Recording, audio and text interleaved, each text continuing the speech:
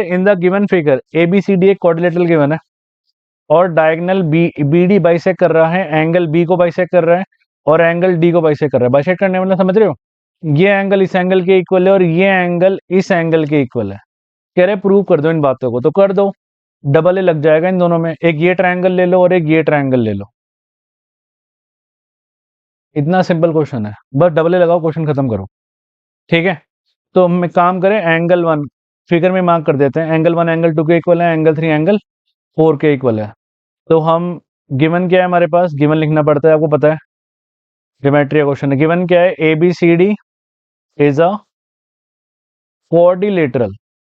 ABCD क्या है हमारे पास, ABCD एक क्वाड्रिलेटरल है और क्या है आपका, BD is a diagonal which bisects angle B and angle D। ये गिवन है आपको।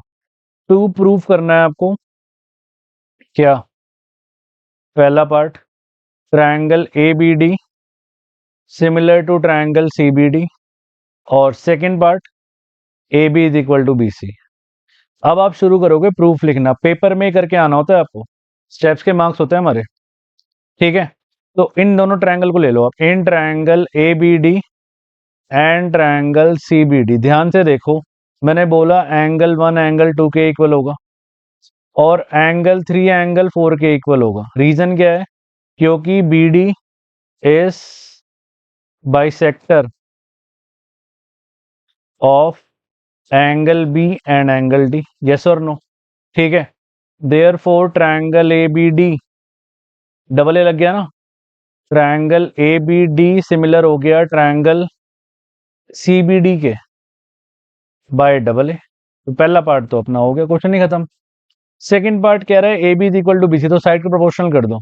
तो मैं कह सकता हूं AB दो दो करके AB upon BC is equal to BD upon BD।